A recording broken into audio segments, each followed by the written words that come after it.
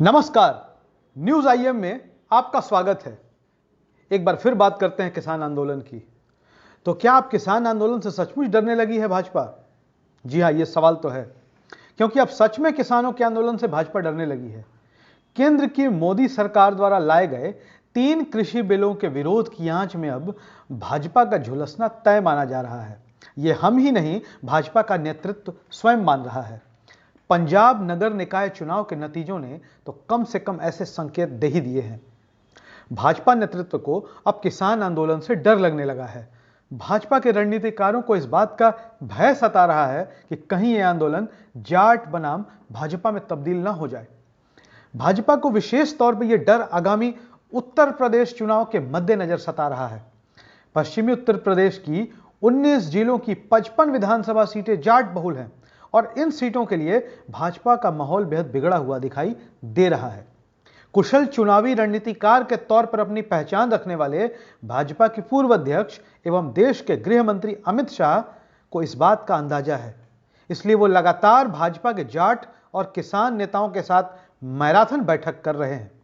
उन्हें इस बात का डर सता रहा है कि कहीं इन 55 सीटों पर पार्टी की संभावित हार कहीं उत्तर प्रदेश में योगी आदित्यनाथ को सत्ता में वापसी से वंचित न कर दे।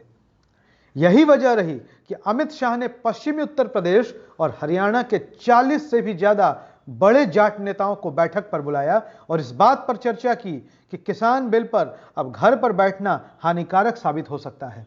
भाजपा के जाट और किसान नेता सड़क पर उतरें और खाप पंचायतों के बीच जाकर किसान कानून के पक्ष में माहौल बनाएं और घर घर जाकर जाटों को समझाएं कि मोदी जी कभी भी जाटों के या किसानों के खिलाफ नहीं हो सकते हैं। नया कृषि बिल आपके पक्ष में है।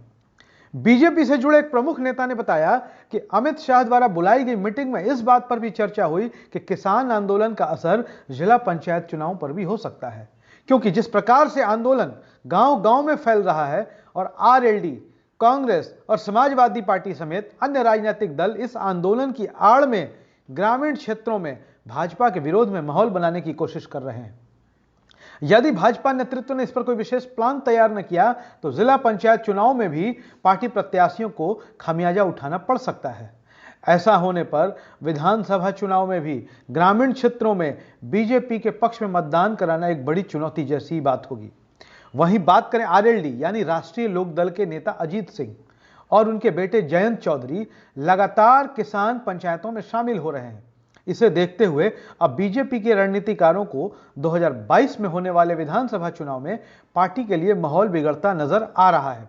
हालांकि भाजपा अभी इस बात पर भी ध्यान दे रही है कि कहीं किसानों की कही जाने वाली पार्टी या जाटों की पार्टी राष्ट्रीय लोकदल किस पार्टी के साथ आगामी चुनाव में गठबंधन करती है।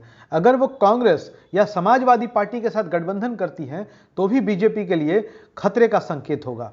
हमें उम्मीद है कि उत्तर प्रदेश की राजनीति और किसान आंदोलन पर हमारा यह वीडियो आपको जरूर पसंद आया होगा।